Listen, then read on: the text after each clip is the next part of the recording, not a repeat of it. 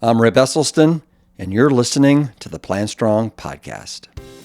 No one, and I mean no one, does more to help others improve their brain health than today's guests, Doctors Dean and Ayesha Sherzai. Team Sherzai, they're back, and they're better than ever for their third appearance on the Plant Strong podcast for a spectacular and in-depth catch-up. It's a courageous conversation with two of the best in the business right after this message from Plant Strong. Stay tuned. Hey, Plant Strong gang, they're finally here. Our 4 all-new Plant Strong milks are now available online at plantstrong.com, and they can be shipped directly to your doorstep. Try our unsweetened oat or our unsweetened almond, or mix things up with our oat and walnut blend or our oat and almond blend. Both are lightly sweetened with dates, and all are the perfect sidekick to your morning coffee or Rip's Big Bowl concoction. We're pioneering plant milks that are made without gums, oils, phosphates, or refined sugars, while being fortified with essential nutrients including calcium, B12, and D3. They're all non-GMO, gluten-free, and glyphosate residue-free.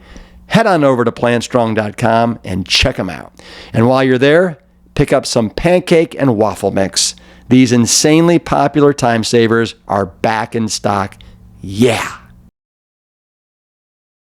Our brain plays an instrumental role in everything that we do.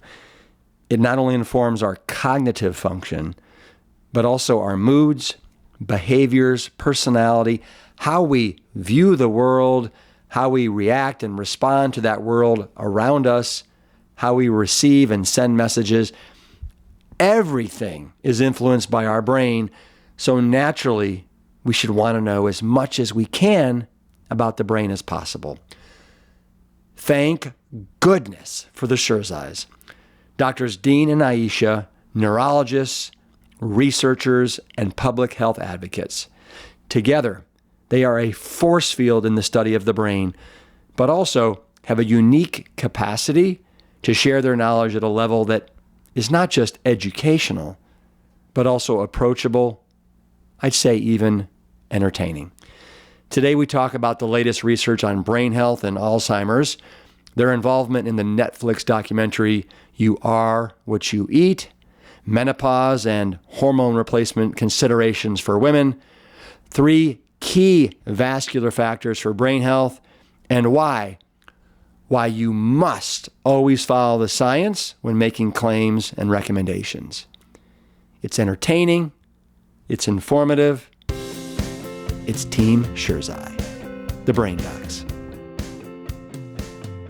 All right, Dean and Ayesha Sherzai, welcome back to the Plant Strong podcast. It is so fantastic to see you two because it's been way too long. It has. It's been way too long. We were counting and I heard a number and I can't believe it's been that long since we haven't spoken with you. Well, yeah, it's been 5 years, almost to the day, 5 years when you guys first appeared on the Plant Strong podcast. I actually visited you in Redondo Beach. Are you still there? Same location? Yes. Yes. We're in the same location. Yes. Absolutely. Yes. I remember. That was It's a lot fantastic. of fun. It was. And if people tuned into that episode, they'll recall that I've never been in a home that was that organized, uncluttered, and just open for massive creativity. Oh, that's very kind of you. Thank you so much. Not always like that clean, but we try. Yeah. Since then, the kids have grown up, and it's been 5 years. Life changes significantly. It really does. Yes. It really does. So speaking of your kids, any kids in home or at home, or are they out and about now? Kind of like in and out. Our son is Alex. He's about to leave. We're very proud of him. He got into a graduate school and he's going to study computational medicine, which is a completely new field. AI driven. Artificial intelligence, machine learning. What's and that? our daughter. What is that? Yeah. Well, the hope is that they're going to cure diseases way faster than we did. So through Right. computational and AI-driven mechanisms, hopefully find cures at a rate never seen before. Yeah, for diseases that have no treatment and kind of, early detection, and fascinating field. Yeah. And our daughter is 16 and she's she's in Senior. college. She's a senior in college, biomedical engineering, and she's doing very well. We're very proud of her. She's still at home. Wow. And so she's 16, and you say she's a senior at college. Yes. Yeah. That's a bit of a, wow, that's incredible. But hey, it doesn't surprise me. She's a Sherzai. No. It's we attribute it to the plant-based eating. Yes. All their life. They both graduated high school at 10, and he finished college at 17. And it's not the Sherzai. It's the plant-based eating. That's a good start. That's a good start, right? When people ask us, they've been on a plant-based diet all their lives, and they're thriving. They're doing very well, and no, we're very, very happy for them. Oh my gosh! Well, I'm happy for them as well. Incredible. So the first time you guys were on the podcast was back in 2019, and you guys were episode number 3, just number 3, and we talked a lot about sleep. The next time you were on, it was episode 75. I think it was about 2.5 years ago.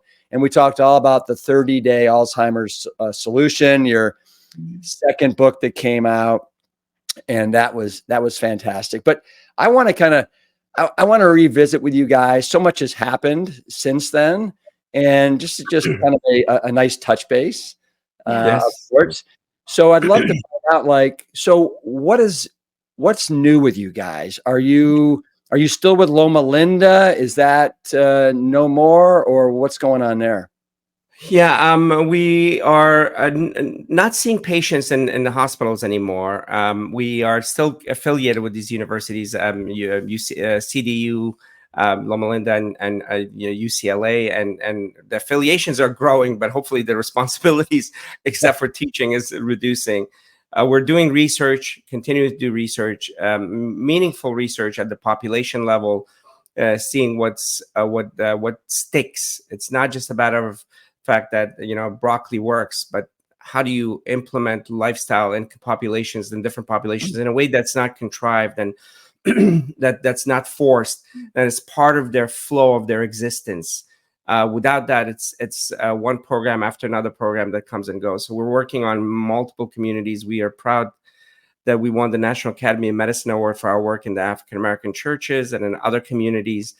And we're expanding our work in communities around nutrition, but also other things. Our neuro concept, Right. which is nutrition, exercise, stress management, sleep, optimizing sleep, and then mental activity, which is a very unique approach we have taken, which is almost the subject of our third book coming out, which is really superpowering the brain. We kind of implemented it in our own household and our kids and with other individuals that we've actually moved forward with this process, but optimizing the brain in a way that really opens up the doorways of consciousness and cognitive prowess. So those are the 5 elements. In the last few years, also still Ayesha still has thousands of people following the cooking and all of that, but the cognitive optimization is a unique aspect and it's our own unique brand of how we approach cognitive improvement that we've been working on. So earlier you mentioned kind of a program that's stickable, right? That you can, it's very repeatable, and it's just kind of part of your flow. It sounds very familiar to kind of what Dan Buettner's trying to do with the Blue Zones. Is that, are you guys working in conjunction with Dan at all, or is this something separate? Go ahead. I think the behavioral manifestations or the behavioral neurology of lifestyle is a specific field where understanding people's resources and their needs, both at an individual level, but mostly at a community level, is something that we've worked on for a while. Dan is a great friend. We're not collaborating per se with him, but I think the science of implementation of lifestyle in individuals and in communities, something that we're looking into, and we're trying to find out variations between people and between communities. What works for one individual may not work for another individual. What works for one community may not work for another community. And what are those differences, and how can we breach those without ever making people feel like something is being imposed on them? So it comes from our work in community-based participatory research, where we have focus groups and conversations, and even, we have these gatherings, whether it's in a faith-based community or other community centers, to speak about how a lifestyle can be implemented. Because, as you know, there are a lot of barriers. For example, a lot of communities have specific traditions, specific cultural norms that don't allow them to accept a change from the outside. But when you find out in NIDIS a particular point that will actually move them towards a better mission, a better vision towards their health, that's where we actually work with community members. And whenever we go into a community, we want them to be the owners of this conversation. A lot of times people go into a community with pamphlets and brochures, right? And then they give those resources to them, and then they just kind of back off without ever making sure that they're implemented. But if we train trainers, so for example, one of our research project, we have training of brain ambassadors, which are individuals from that community, whether they're social workers, nurse practitioners, nurses, midwives, doctors, parishes, pastors, whoever it may be in a community. They're going to become the brain health ambassador, and they will be equipped with all the information about whole food plant-based diet, about the importance of exercise, about the importance of identifying their stressors, about the importance of identifying sleep disorders in a community, or how they can keep their minds active to reduce the risk of diseases like Alzheimer's disease or stroke or other dementias. So that's the realm that we work in. It's such a beautiful concept, because it really honors the community. I mean, a lot of times we're not aware, but we're actually, even in the nicest ways, we impose our own wills. One of the things I was doing when I was doing my PhD thesis, I was kind of fortunate because I was one of the clinicians in the hospital, so I had better privileges. We went to multiple communities, the African American, Hispanic, Native Americans. And the Native American community that I went to, they said, we don't want to work with you guys. I'm like, why? They're like, everybody comes, talks to us. They have their brochures, they have their questionnaires, they have their pamphlets, they have their talking points, they have their smiles. And then after they're done collecting data, or they're doing some documentary or something, and then they're gone. You never see them again. And nothing is left behind. And the way we do it is, we actually, in the very first conversation, they're in the lead, and then even creating questionnaires, they're involved. We have people from their own communities involved, and so every step is involvement of communities. And by they, I don't mean all of us, because we all have certain communities. So it's not about when I say this, African American, Hispanic, Native, it's actually every one of our communities have their unique aspects. We're in an age of personalization. Well, this is actually personalized community approach, which is, I say that the new leadership is hearing others. Leadership is not Henry V. Let's march up the hill and you go and thousands die, and then you don't even know why you did that. So it's about listening, hearing, and then implementing where it's possible, and not just you implementing, but together with whatever the community, and the community could be a family. It could be a group of families. Community is defined by common shared beliefs and values that you can actually work around. It's such an incredibly empowering, wonderful feeling for the researchers, for that matter. Very actually gratifying. Gratifying. One thing that you do get out of in retrospect, looking, whenever as researchers you go into communities, you leave feeling a little devoid, a little empty, a little like, okay, I went through a process and it was people, and then you left the people, but this feels like as if you've connected and you've left something permanent, meaningful. So that's, sorry. Yeah. Yeah. That was the short of it. Try to keep it short. Yeah. So, well, give me an example of a community that you've gone in and you've worked with and you've done this. Yeah, yeah. So one of the communities we're working with now is the faith-based community at Christchurch in LA, where it's an incredibly lovely community that's welcomed us, and we've had conversations, and we've had 3 events in the community, 3 really massive events with the festival, and now we're going to have a huge, huge festival coming up in October. Yes. You guys are all invited, and Would love to have you. and it's going to be about health. It's going to be about lifestyle. It's going to be about the nutrition, but it's going to be in their own terms, in their own plan, in their own steps, in a measurable way. So it's not going to be. I know that one thing that Dr. Esselstyn and you and everybody says is, if you leave it too loose, it's going to just dissipate. And absolutely, that's the case. Yeah. You can't say. And my least favorite word is moderation. Like, what does that mean? But it's measurable changes, that are dictated by the community and empowered, and it's just lovely. And so this community has been very active, right? And we're looking forward to building it, expanding it to all of LA, and yeah. It's so obvious how much you guys just love and cherish your work, and it's so wonderful to see. Yeah.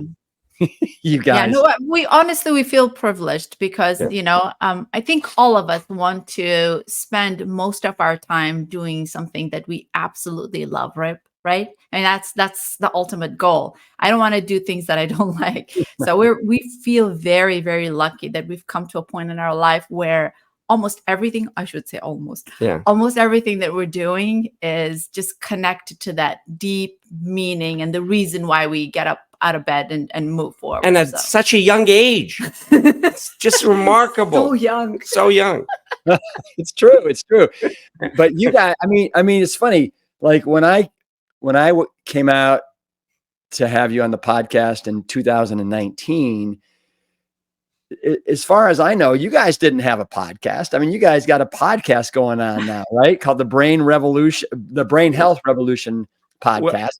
You started this new little mini series within it called Your Brain On, right? Yeah. Love or sugar or football or dry January. It's brilliant. I think it's so awesome. It really is. We're so excited about it. It's been 2 days since Brain On. So we've actually evolved from Brain Health Revolution to Your Brain On. And in 2 days, it's already number 16 in all of sciences and worldwide. It's just crazy. So Yeah. No, you should be. I mean, it's such a relevant, timely topic, and everybody is concerned about it. And you guys are the absolute perfect people to be doing this. I mean, thank you so much. Oh yeah, absolutely. No, we're very passionate, as you are, about sharing evidence-based information. There's so much misinformation out there. There are people who are just trying to play with people's hopes, and especially with diseases like dementia. That's pretty scary because we don't really have any treatment for it. Or diseases like stroke and mental health issues.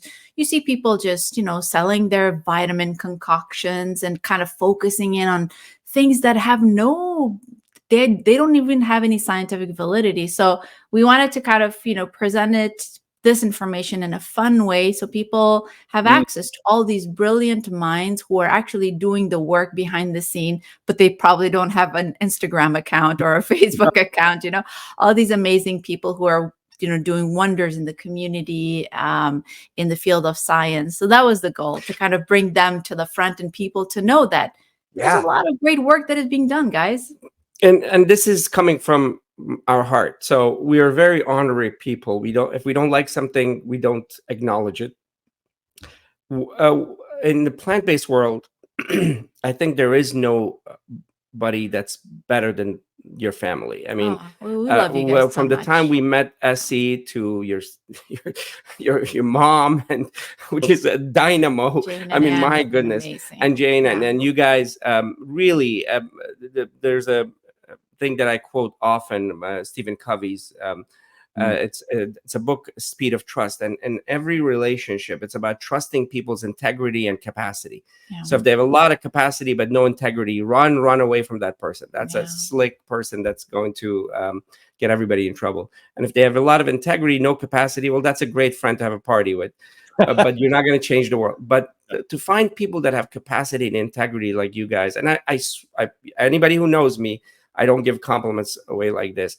I just wanted to say that I love that. I love the integrity with which you guys have led this revolution, this movement of health.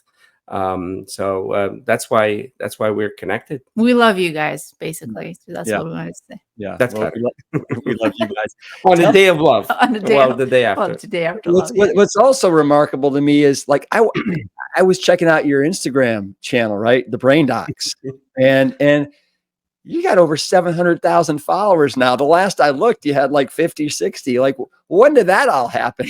It's like remarkable. And Ayesha, I'm assuming you're the one that's kind of driving that. I could be wrong, but you're 100% right. But you're so consistent with your posts, the amazing content. So it's very, very valuable. So anyway, thank you. That's very kind of you. Thank you so much. No, I'm the face. Dean is in the background pushing everything forward. Honestly, that couldn't be further from the truth. I'm just afraid. I'm just the face. The last thing we could say is that you're the face. She's the brain. She's the body. She's the face. And the way we moved up from 50 to 100,000, 700,000 was reduce Dean and increase Ayesha, and it goes up so fast. No, that's not true. That's hilarious. Well, and also, I mean, but this new documentary has recently come out, right? You are what you eat, and you guys are obviously you're featured in that. And I'm wondering if, a lot of people have discovered you because of that. It's on Netflix. It's been very well received, I think. And if you wouldn't mind explaining, like, what was your role in that documentary? Our role was the cognitive part. So the Stanford team was nutrition and the biomarkers and things of that nature. And ours was the cognitive element. And even from the very beginning, we are very rigid with the data and stuff. And, we said that 2 months is too short, but we'll do it. It was a very robust cognitive exam. There are multiple things that made it difficult to get a cognitive signal. One is the population was younger, so when they're younger, it's difficult to detect that change, right? Because their baseline is pretty robust. They don't have any cognitive decline, so that's the same thing.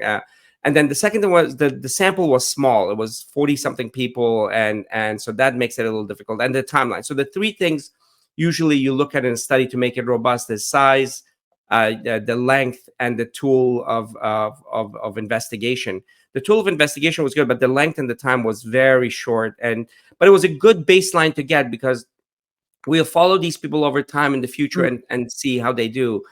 And we always do these cognitive tests. And we think that a minimum amount of time that's needed to see a signal, if it's a sample that's, let's say, several hundred people, is 6 months. If you have a larger sample, maybe a little shorter, but at least 6 months to a year to see a signal. And that means for a larger population, a little bit older population. Yeah. And we've seen it. We've seen it repeatedly in our own clinics. We've seen it in our own populations, in our own studies. We've seen that. Others have seen the same thing, as the MIND study and others. And we'll talk about what all of that is actually plant-based centered. It was our part was to bring the cognitive element. And we were very, very happy about the way it turned out, about the whole study and the whole documentary. Yeah. Well, congratulations on your involvement. And thank you so much. Yeah, I want to ask you guys a couple of questions right now, and this is just kind of the level set as far as like what people need to know about Alzheimer's. And so I'm going to ask you 6 questions, and I'm just looking for a pretty quick response.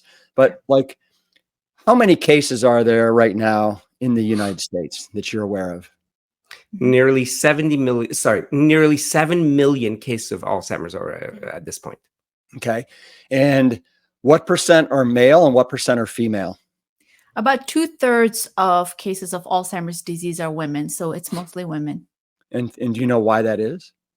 We think that there are multiple factors. We're still trying to understand it better. One of the reasons that we think women have a higher proclivity for Alzheimer's disease is potentially because of the hormonal changes that they go through. Menopause plays a very important role.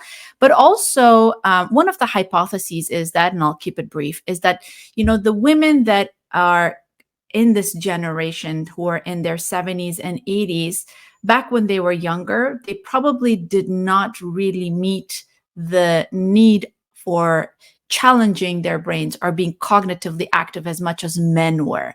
So, men were the ones who were going outside of the house and they were more cognitively active, and women were not as cognitively active. And that has shifted over the years. So we're trying to see if the trends will change the next few years to decades when it comes to the relationship. But yes, mostly right now, menopause and hormonal issues, as well as how women respond to vascular disorders. So, for example, having high LDL and high blood pressure in women impacts their brain in a different way than it does a man, and they may be more sensitive to it. It's a very interesting area of research, and we're learning more about it. Yeah, and Blacks and Hispanics are what times more likely to get Alzheimer's than, let's say, Caucasian? 2 to 3 times more. There are 2 to 3 times greater risk of developing dementia, and in those cases, it's almost all related to lifestyle and environmental factors. Right, and that makes a lot of sense. How many years before we start seeing symptoms does the process start typically? Do you guys have any idea? Decades, 20 to 30 years. There've been studies where, both imaging studies where they've done functional MRIs, and they've done neuropathological studies where, they actually look at brain samples, and the bad proteins or the harmful substances that have been associated with Alzheimer's disease can be seen 20 to 30 years earlier, before even the first symptom of memory disorder or cognitive complaint. That sounds pretty scary, but I think it's important for people to know that, Alzheimer's disease is not a disease that starts right away. It's the accumulation of these harmful substances in the brain over decades that results into it. Yeah. Well, I suppose that it's kind of like that with just about everything, isn't it? Whether it's cancer, whether it's heart disease, whether it's probably insulin resistance and diabetes. Yes, correct. Absolutely. Correct. Absolutely. The one unique factor with cognition is one of the elements is cognitive activity. How much you've challenged your brain, which Ayesha touched on earlier with the high risk in women, the cohort that's come to us at this point. People who have challenged their brains significantly have tremendous protection. So that's an element that's outside of the regular aspects of lifestyle. And it's incredibly important. Yes, socialization is important, but even outside of socialization, certain types of cognitive challenges are profoundly important. What percent of Alzheimer's is purely driven by genes? So everything we do has some influence. It has been influenced in some way by genes, right? Even yours and my ability to drive, or lack thereof, but or our everything, our behaviors to some extent. I mean, we're talking about people who have courage and anxiety and manage anxiety so that they can be in a more uncomfortable situations. We know that there's a dopamine receptor that increases and decreases your proclivity to take on risks, social or otherwise, and it speaks to all these migrations. The people that have migrated had a larger proportion of this kind of dopamine receptor. Right. It's just remarkable. It's lovely. And by the way, it's going to be in the next book. All of this in the that's really cool. I can't wait. Yeah. Amazing. I mean, I want to just stop you for a sec because I find this so fascinating. Like Alex Honnold, do you know who Alex is? I'm wondering if he's in your book. He did the free solo attempt on El Capitan. Oh yes, of course. I mean, he obviously must have some sort of a different thing going on there. Yes, absolutely. Yeah. But in those cases, there's meta level. There's a neurochemical level, and then there's a structural level, and then there's a psychological level. So there's, in his case, all three levels are involved, and he's a very unique individual, isn't he? When you listen to him, you know that you're talking to somebody very unique and a lovely person, but very unique person. Yes, very much so. And and this is something that I love about what you guys are doing, and I think it flies in the face of what so many people think. What percent of Alzheimer's would you say is preventable? Up to what percent? So we are very careful in making sure that we assign the right language to the right science. I would say that the idea that I am actually talking to you right now is not 100%. Okay, so I just want to give people comfort with discomfort, comfort with uncertainty, but an uncertainty that has a mechanism and a direction and a system that has worked for us, where you're actually sitting in a metallic fuselage of a 747 and flying in the air. That has worked. That level of uncertainty that has a system to it work. So the science so far, not perfect. It's epidemiological data, some prospective data, points to about between 40 to 60% preventable. I mean, this is the harder science, both epidemiological, and then you combine that with lifestyle factors and all that. Even that number, I'm kind of meshing it together to come up with a number. But we think, and this is extrapolation, so take it for that. It's like extrapolation based on our experience, based on research, that other research, and based on the genetic patterns. The previous question you asked was about what percentage of Alzheimer's is driven by gene. I think speaks to these genes would make you have Alzheimer's no matter what you do. They call it 100% penetrant genes. Only 3 to 5% of Alzheimer's is driven by 100% penetrant genes. The rest are genes that are influenced by environment and lifestyle. Even the second highest penetrance, which is ApoE4, if you have one gene from one parent, your risk goes up 3 to 4 times. If you have two, as much as 12 times. But about 50% of people who have two genes never develop the disease. And the reason is because ApoE4's function is, here's the clue: lipid transport, fat transport. ApoE2 does a great job of transporting and managing fat, so they have very low risk of Alzheimer's. ApoE4 does a poor job. I'm using soft terms. It's not poor, but let's just say poor job. So it raises the risk.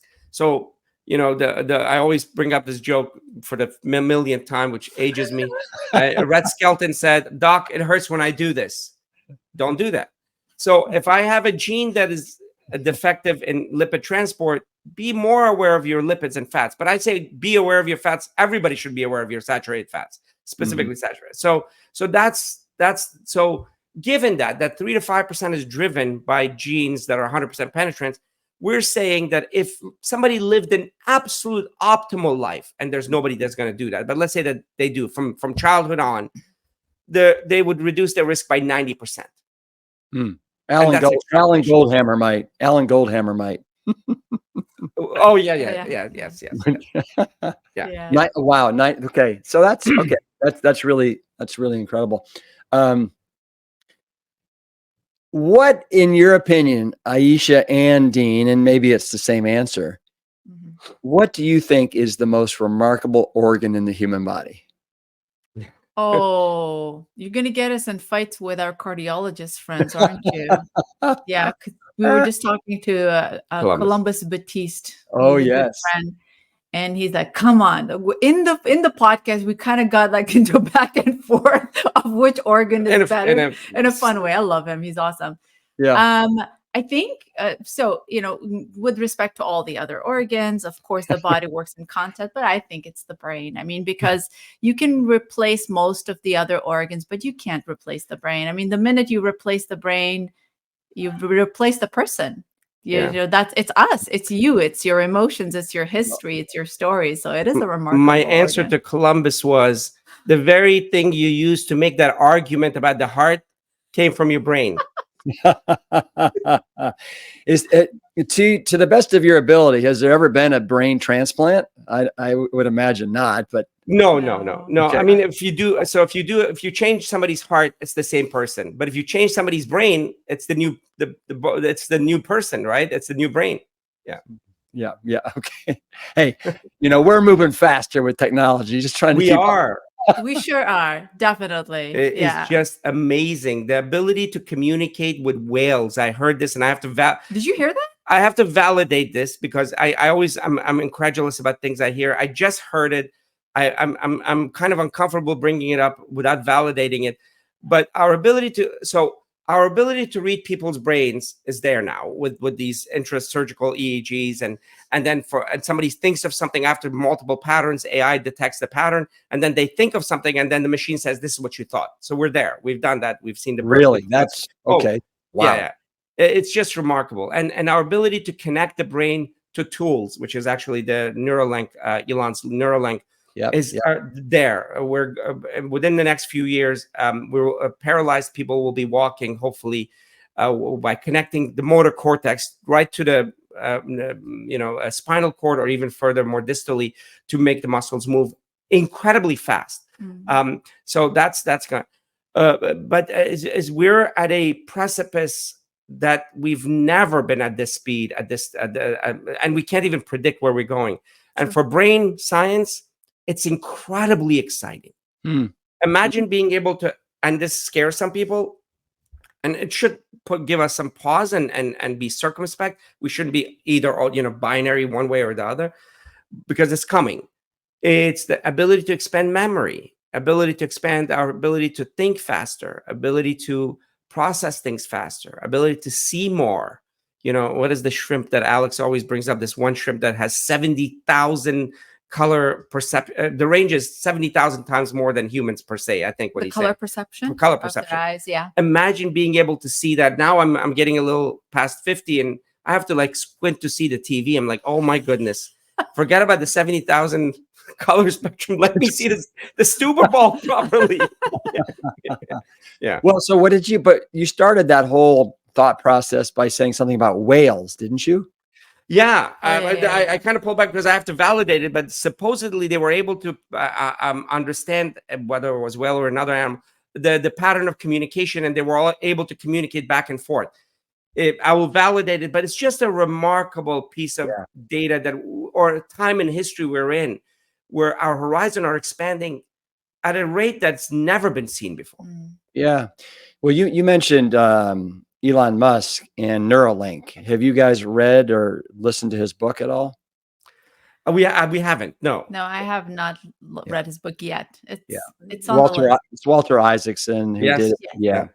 It's I'm 3/4 of the way through it. It's pretty phenomenal, and how that guy, the way he thinks, and all the things that he is making an impact on, right?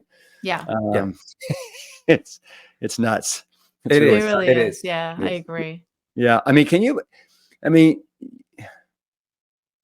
to your point, Dean, I think you said this, I don't think any of us can predict where we will be in 20 years from today, let alone 10 years from today.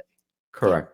Yeah. We can't. There's no, people will be guessing, but the futurists of today they're going to have a hard time figuring out where we're going to end up. Yeah. All right, I'm going to unwind it a little bit here. You guys, you have a great post on Instagram, and it's basically like brain health facts for 2023. And I'd love to go through some of these, because 2023 wasn't too long ago, right? No. And I know that 2024 you'll have another bunch of them, but let's step back into 2023, especially. So this first one I have for you. You talk about how positive relationships and meaningful social interactions are so important for cognitive health. Yeah. And I'm wondering, based upon what we all saw happen starting in 2020 till 2022-ish with COVID, and how a lot of those social kind of relationships and social connections were basically cut off at the legs. Just love to hear your thoughts on that. Yes, no, I thank you for bringing that up. I think over the year, after having conversations with just remarkable scientists who work in the field, we've noticed and we've learned that when you use the word health, it is definitely a multifaceted concept, which essentially means that there are so many ingredients in that recipe. There are some of us that focus on one versus the other, which is important. Everybody's contributing to their field, but I think if you had to uh, look at health as a wheel, the spokes and everything that involves in everything that is involved in it is important, but at the center of health, at the center of well-being, whether it's an individual or as a community, is our ability to connect with each other and in our ability to live together in harmony.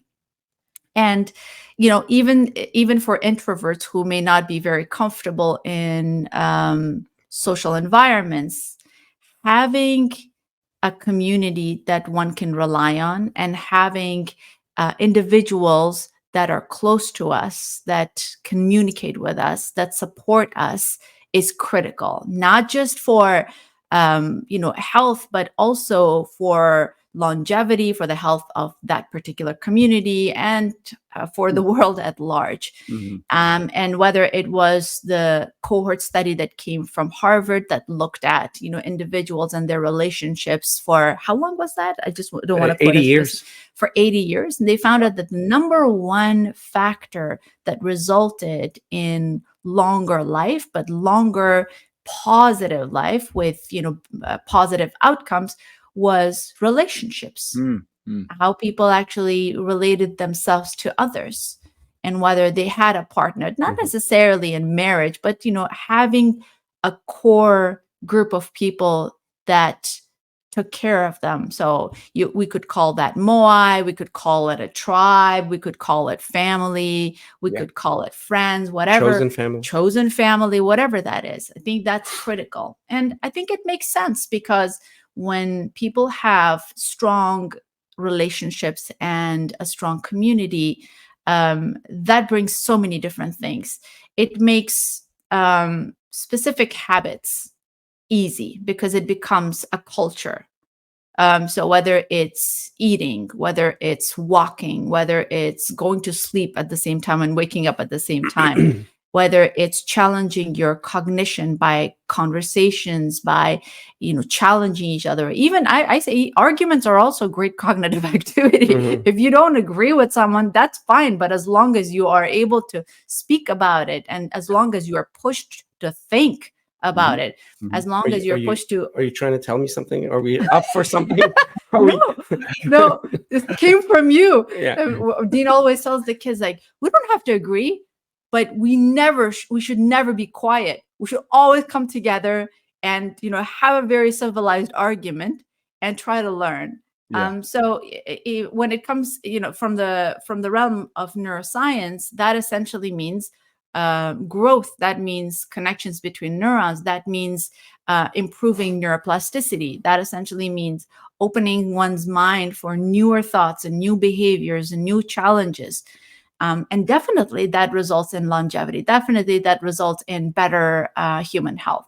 So yeah, I think it's a very core feature of health. And a lot of times we kind of put that in the background because I think we assume that that's always there. But no, I think the one thing that the pandemic showed us is that isolation can be a huge problem for health. And so we need to cherish our relationships and grow them. We need to have what you refer to as the tribe, coming to the Plant Strong, the festival and all that. That idea of connecting with individuals is so important for health. Yeah. This is to me, it's just a given, but it made the list. And that is the importance of exercise, which I don't anticipate ever really going away.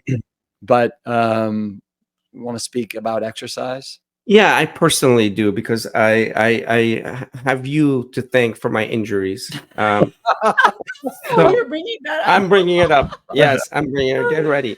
So I think we told you. No, we didn't. Okay, No. so I- listen to this, Rip. So Okay, when your thing was coming out, you broke the backstroke remember the record. challenge? Yeah, you broke. I- I'm like, okay, so I was a pretty good athlete when I was younger. So our first book is coming out. I said, I'm going to do something, right? I work Rip out. did it. I work I'll do out. it. Yeah. If Rip can do it, why can't I do it? Yeah, right. Sure. So I said, I'm going to do something big with push-ups, like maybe 4,000 to 5,000 push-ups in a day.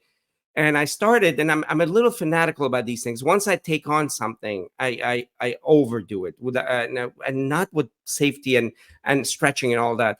So I actually did really well, sets of 50, right? Sets of 50 push-ups, and I got to 1,700. And at that point, I in one day, 1,700 in one day, and then I felt a tear on or pain in both shoulders. I said it's nothing, and then accidentally I fell and I braced myself, and In a this whole pool. in a pool, Yeah. and this whole supraspinatus just ripped off. That needed a surgery, and then now this needed surgery, thanks to you and your antics. Rick. Gosh. Yeah, Oh, but I'm so sorry to hear that. No, Yeah, you yeah. shouldn't be sorry at you all. shouldn't be No. sorry. No. But We're safe. but speaking to sports, well, first of all, doing it safely, and most importantly, Yeah. stretch and all do. You know, when I was in high school, I was captain of my soccer team. I played tennis, all these. Sad to say, we rarely stretched well, right? Yeah. Because you're young and you can, but you got to definitely stretch and all that. But exercise is profoundly important. Mhm. And it's not just meandering walk, which is great. That's meditation, absolutely. But you got to get the heart beat fast. Get it beating fast. At least 5 to 6 days a week. And the effect of exercise has been tremendous. It really Both has. weight bearing, especially leg strength, Mm. and aerobic is just incredibly important for brain health and health in general. Yeah, there are multiple studies that are coming out that shows that when people exercise, and especially not just cardio, but resistance training, and they have more muscle mass, Yeah. they tend to have better health. And the reasons there are multiple reasons for it, but one of the reasons is that the brain is a vascular organ, just like the heart, just like, the kidneys. And when we exercise, there's better blood flow. So they've actually done studies to look at cerebral blood flow during and after an exercise. And there's a change. They actually see better blood flow in the brain. And also, when people tend to exercise their muscles, there are a lot of growth hormones that are created in the body. And one of them has been studied extensively. It's called the brain-derived neurotrophic factor, or BDNF. And this BDNF can be responsible for creating connections between brain cells. And these brain cells are very, very sensitive to that growth hormone. And the number of brain cells don't matter as much as the connection between them do. Mm. And so if we can do anything to create more dendritic arborization or connections between these neurons, that translates into better thinking process, better memory, and other domains of cognition, processing information, retrieving old memories, learning new information. All of that improves significantly. So yeah, no matter what our ages is, whether we're 9 or 99, exercise is super beneficial for brain Yeah. health. Well, Ann and Essie, Essie's biking, he's 90 every day. And then Ann, Ann's dragging tires and Oh my God. lifting Oh weights, my, cross that's country just skiing, you name it. I am so inspired by her. I love Anne, but those, when she dragged the tire in Yeah. a conference, I was just cheering for her. Yeah. She was amazing. She's amazing.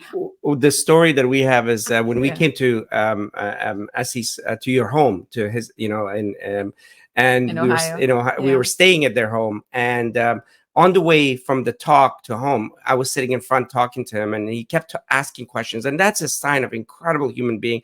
I mean, he is and he kept asking, and then the exercise. We sat in the driveway in his car for Yeah. a good 20 to 30 minutes. Half an hour. Yeah. And we were just talking, and the car was on because it was cold and the heater was on. And we were just talking about all the different studies and for the brain. Yeah. he was amazing. And then we went to dinner in the house, and he was not there. And everybody, I'm like, "Where is Essie?" He's like, "Oh, he heard you talk about exercise. He exercises anyway. He wanted to do some extra biking He today went upstairs to do more on his biking." bike. Yeah. An amazing human being. Yeah. Absolutely. Oh, we love him. Yeah. Well, thank you guys. Well, Dean, are you able to do push-ups again? Yeah. I am. Yeah. Yes, I'm never going to do the records, and so I just. But it's about the aerobic and the leg strength. We do quite a bit. Now we have the times where Aisha and I go to the gym and work out, and it feels so good. I mean, the day that you don't work out, you literally feel, and we know the effect of exercise on anxiety. As far as its relationship to medication, to depression, we're not negating medicine. We're not the type where we think it has an incredible place, but exercise has a profound effect on anxiety, on depression, on focus, on cognitive building. It's the ultimate Yeah. intervention. So you guys, I am turning 61 this Amazing. month. And one of the things that you guys talk about is it's important to avoid mental retirement.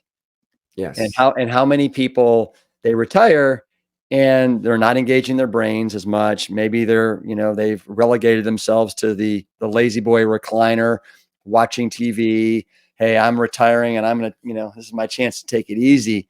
But there's certain ramifications that come with that. Yeah. So you're not a fan, right? Yeah.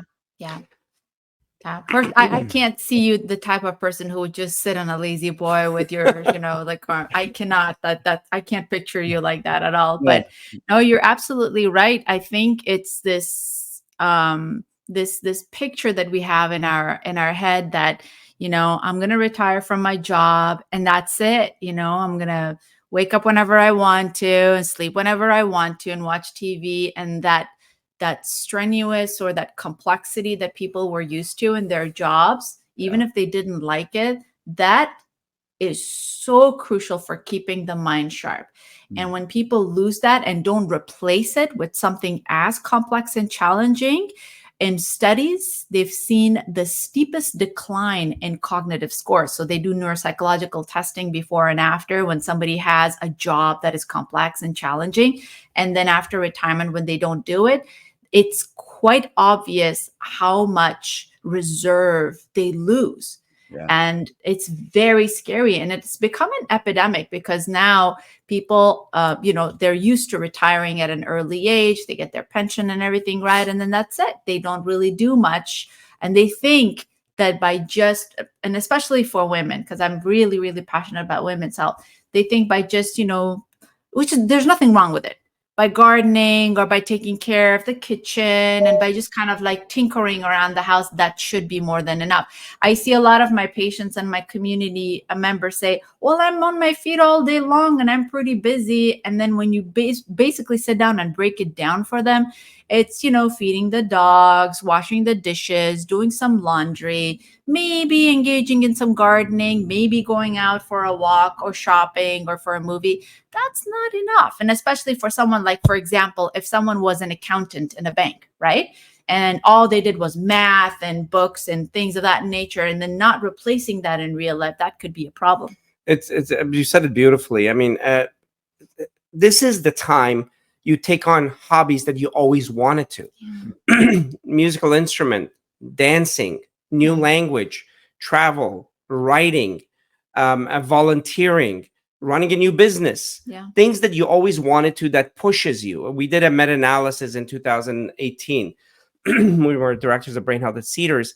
And the thing that stood out on as not the main subject of the paper, but it's purpose, complexity, and challenge. Those three Venn diagrams. Purpose-driven activities, not one person, multiple purposes. I mean, when I'm trying to learn guitar now, that's a purpose, and it's and it's complex because it's not just Sudoku, following. It's multi-domain activity. It's learning to dance is a multi-domain activity. Learning new language is a multi-domain activity. Multiple parts of the brain. And challenge means keeps pushing yourself. If you get good at one level, push yourself to the next level. That's so important. Thank you for bringing that up, because sometimes people think if they do one thing, they're safe. Yeah. They are. They do better than the average.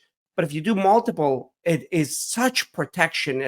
It just gives that much more exponential level of protection to the brain. I'm laughing and I'm giggling inside. I know how much you're not a fan of Sudoku or Sudoku, whatever. Yeah. One of these days we're going to get sued by the company. I'm just waiting.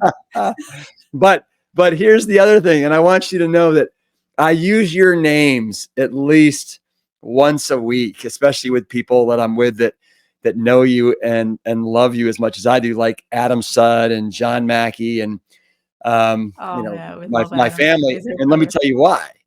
So I have become an absolute fanatic when it comes to pickleball. Okay. Oh yeah, Oh, yes, I heard. yes. He told me. And pickleball to me, it has, you said you use the term multiple brain, I think activity. Yeah. But it does it all. You get your exercise, you get the socialization, and then keeping score is such an absolute crazy 1-1-2, 1-1, whatever. And I'm Yeah. like, this is the ultimate Sherzai sport because it encompasses everything.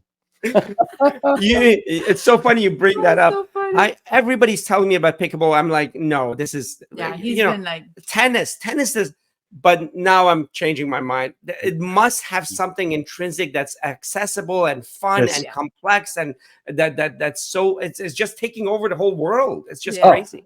No, it is. And listen, I used to play tennis. I was very good at tennis. Pickleball is, you can go from 0 to 60 miles per hour with pickleball in 20 minutes. Tennis, wow. the learning curve, mastering, the ground strokes, the movement and all that, it is a whole nother level. And, but pickleball, it's available to anyone, everyone. We were playing with my 5-year-old daughter, years ago. I just can't emphasize enough.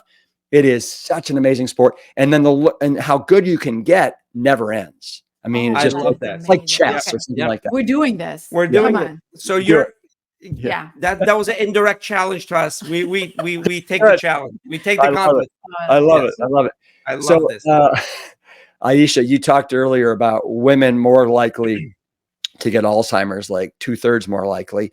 You mentioned one of the things was perimenopause, and you this is one of the brain health facts for 2023. But you mentioned how perimenopause is a significant physiological and neurological transition for women.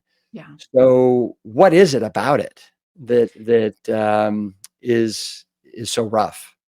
Yeah. Thank you for bringing that up. It's so the more we get these amazing tools to understand the human physiology, the more we know that there are these changes during our life, especially for women, that we have to be aware of. When women, perimenopause is a very long period. It can actually range from 5 to 10 years of experiencing changes in our physiology, in our vascular health, and our cognitive health, because of the transition and because of the changes in estrogen and progesterone levels. Yeah. And we actually have estrogen receptors in our brain, and estrogen plays a very important role with how the brain functions, both for men and women.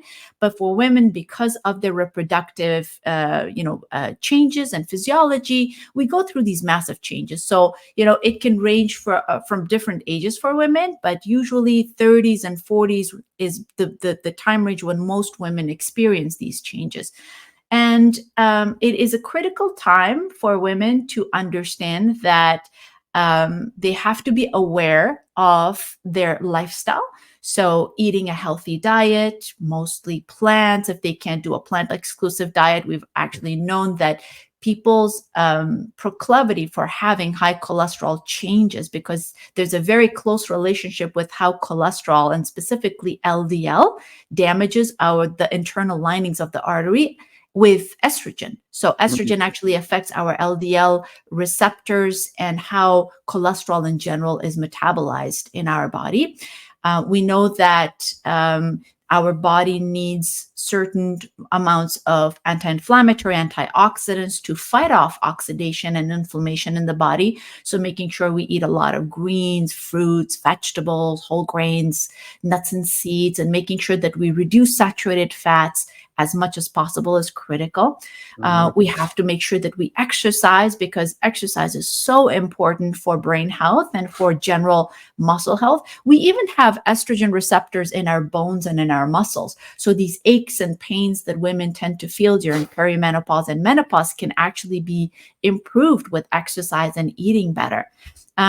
So it's very important for them to kind of like go into like the next gear or the next level of improving their lifestyle, because there's lots of evidence that even if we're going through this massive change in our physiology, by improving our lifestyle, nutrition, exercise, sleep, managing our stress, and improving cognitive activity, we can negate the impacts of perimenopause and menopause. And also, it wouldn't hurt for people to be connected with, a women's health specialist to kind of figure out, get themselves tested, get their FSH, which is like follicular stimulating hormone or luteinizing hormone. These are tests that can easily be done for them to find out what stage of perimenopause or menopause they're at. And, we're at an age where we can actually adjust our lifestyle and find out more of what's going on in our body so that we could take care of it. And most importantly, to understand that we can do something about it. A lot of times it's, menopause and perimenopause has been associated with almost like, okay, this is it. You're reaching a point in your life where it's going to be just like, it's going to be downhill from here on. Not at all. Not at all. Women can thrive in their 30s, 40s, 50s, 60s. I mean, great example is Anne. And so, we can actually be better versions of ourselves, and we can actually improve our cognition. It doesn't have to be downhill. It is usually downhill because we're, the kind of resilience that we have in our teens and 20s and early 30s, that kind of wears off. So we have to be prepared to take care of our body so that we could live long and happy lives. But here's the thing, and it's also the subject of our third book. Your brain is assumed to decline as we get older. That's absolutely false. That's true. Our cognitive capacity can expand significantly. There are two curves. The general population that actually, when they do certain things or don't do certain things, that there is a decline. We see that in large numbers. And then there are a small proportion that do specific things that actually increase cognitive capacity. And we are certain of this, and we're so optimistic about the future because we're living longer. That's true. Well, that's very exciting. When will that third book be out? 2025, beginning of 2025.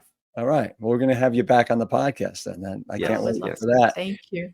Tell me this. My wife is 51. She was having lunch with a bunch of her friends a couple of weeks ago, and she relayed to me that the conversation turned to hormone replacement therapy and how about half of her friends are doing it.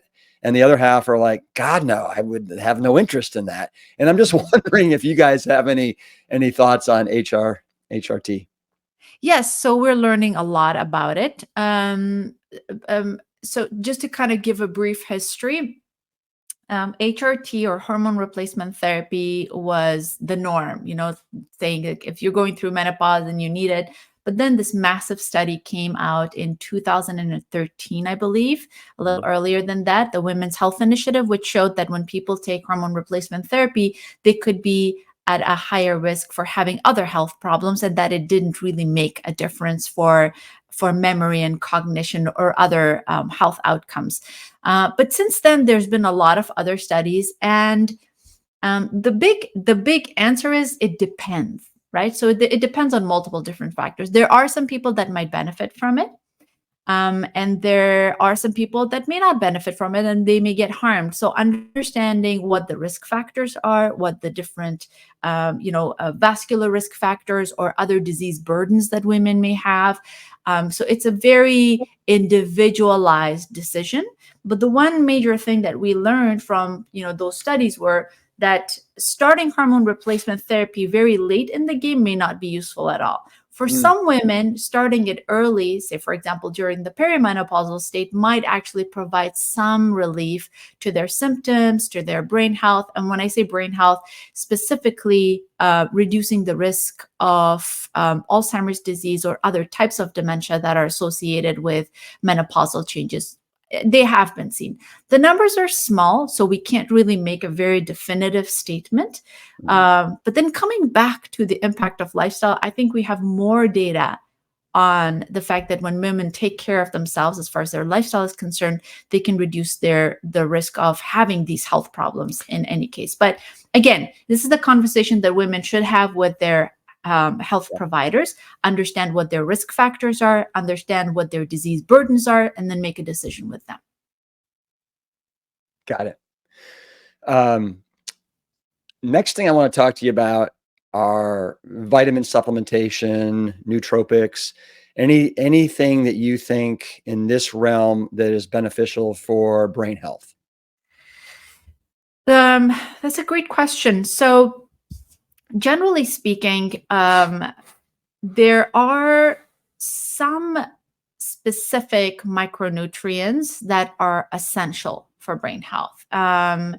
And we've known this for a while, and multiple studies have actually confirmed our findings, and I'll let you actually describe some of them too. Now, the first one is B vitamins, right? So B vitamins, specifically vitamin B12, and especially for those of us who are on a whole food plant-based diet, it's critical. It's crucial for us to make sure that we get vitamin B12. Low vitamin B12 has been associated with cognitive impairment as well as neuropathies. In that realm also comes vitamin B6, folic acid, vitamin B1, which is thiamine. So taking care and keeping an eye on our B vitamins is important for brain, spinal cord, and nerve health. And it's not just for people who are on a whole food plant-based diet. Unfortunately, when they've done studies, NHANES, this nutrition survey study, showed that 41% of people in the United States, regardless of their dietary patterns, they are deficient in vitamin B12. And that has to do a lot with just, poor quality nutrition, some GI problems that people might have, eating too many processed foods, etc. So it's important for us to keep an eye on that and replace it. We have to make sure that we take a vitamin B12 supplementation if we need it. Can I stop you for a sec? Because I want to say that I've recently had a blood panel done because I wanted to get that done, D, omega-3s, all that stuff. And Dean, I heard you recently say, so my B12 has always been high, like 900, 950.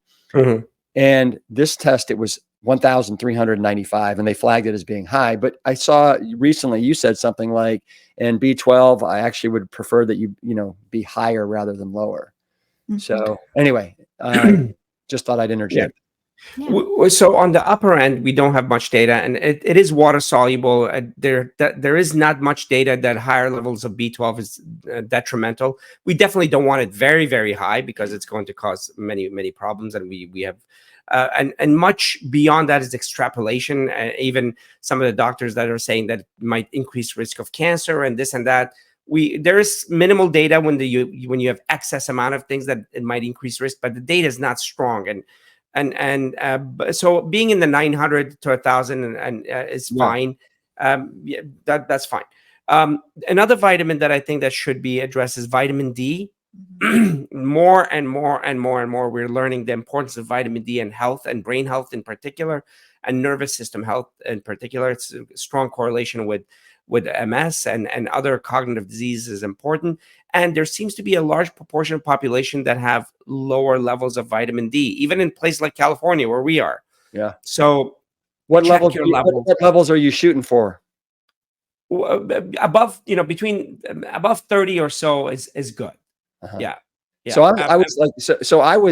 I got tested, like I said, it was just a week ago, and my vitamin D was 26, and I was shocked because I'm out playing pickleball all the time, right? Yeah. I'm getting sun on my arms and my face and my legs, but wow. Yeah.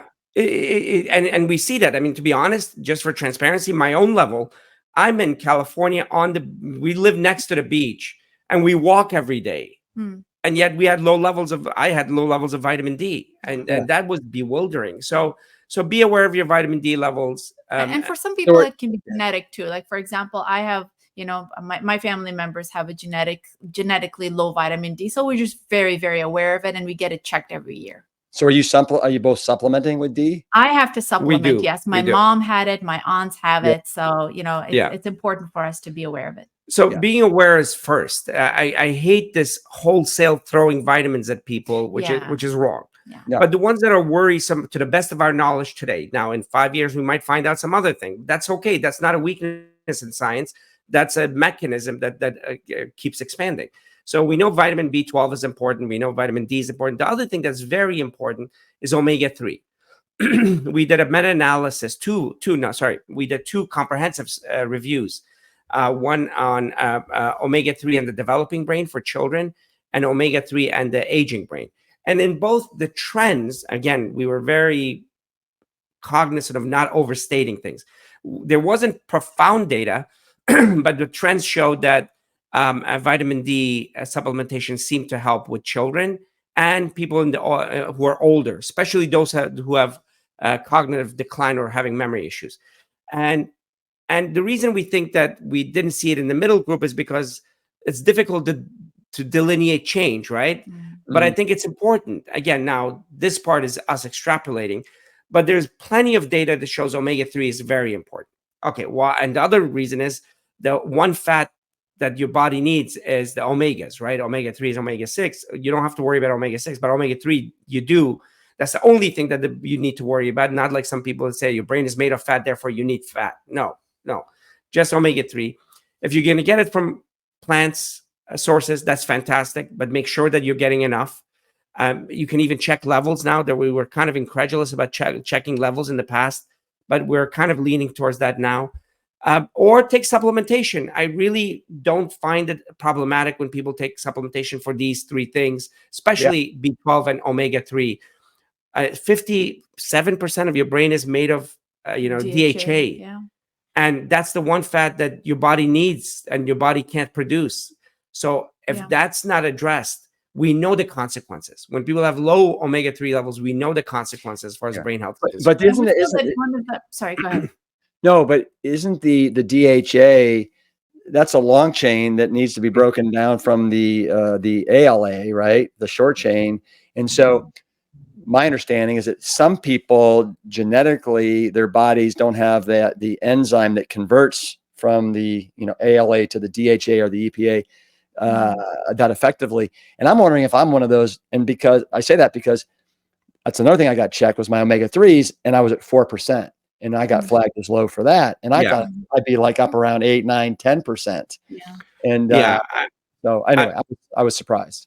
I think that's something that needs to be addressed to the best of our knowledge today. And it's not perfect knowledge, but we have enough little pictures of the fact that omega-3 is so important for the brain, the fact that the brain is made of DHA, a significant proportion of it, the fact that that's the only thing that the body can't produce, the fact that it can go low, and then when it goes low, people have problems.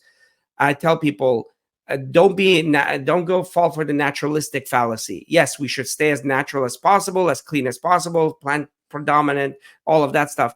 But when your body needs something, you wouldn't say today that if you needed a surgery for your knee, ankle, or for your knee, you said, nope, I'm going to do it the natural way. You're going to get surgery.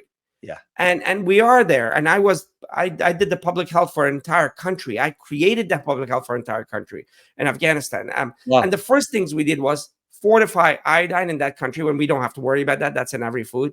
And B12 and that profoundly changed things, because 15% of the population in those countries are hypothyroid, which means their brains are affected. So just by a simple change, which is we add something to the food, we changed the entirety. Same thing with omega-3. If you think you need supplementation, please don't fall for the naturalistic fallacy, and check your levels if you want to. But taking it seems to be the trend, seems to be showing that that's important. Yeah. No, for as long as I can remember, I have been only a fan of taking B12. I'm like, you should be able to get everything else you need from your whole plant-based foods. But after being tested and talking to some people from, Michael Greger, Joel Furman, getting my levels tested, I am now actually supplementing with B12, D, and the omega-3s. And yeah. It's thank you for saying that. That's important. That sometimes the plant-based world becomes too naturalistic. But it has to be science-based, and science-based, being science-based and plant-based is actually completely aligned. Yeah. we're doing everything perfectly, and it is perfect. Yeah. All right. Well, thank you for talking about that. Any, I know you addressed this, Ayesha, in some of your Instagram posts, but is there anything out there like lion's mane or anything else that has been shown to be helpful, or not to the extent that you'd like?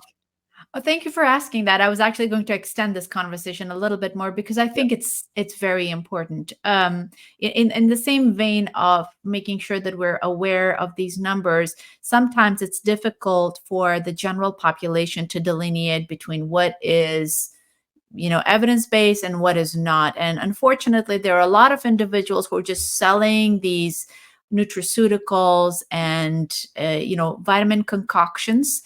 And sometimes they slap a paper on it, but that scientific paper is just junk. So just to kind of briefly go over other nutraceuticals, things like lion's mane, things like ginkgo biloba or ashwagandha, or goodness gracious, I'm forgetting some of the other ones. Making a lot of people angry right now. I'm not. I just love everyone. I love you guys, but there's really no good evidence for these things. I mean, mushrooms are amazing. Our favorite Love thing, it. mushrooms. Eat mushrooms as much as you can. They're a great source of vitamin D. They have amazing amount of fiber and other anti-inflammatory. Oh, the texture.